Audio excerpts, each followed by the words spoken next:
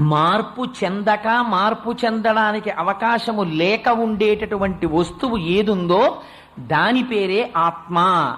ఆ ఆత్మకి పర్యాయ పదమే సాయి. ఎందుకో తెలుసా అండి? మీరు సాయి అన్న ధ్వని ఒక చోట వినపడుతుంది.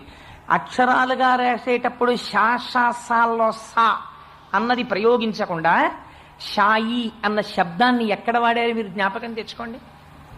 ఊర్ధ్వమూలమధశాయి అంది వేదం.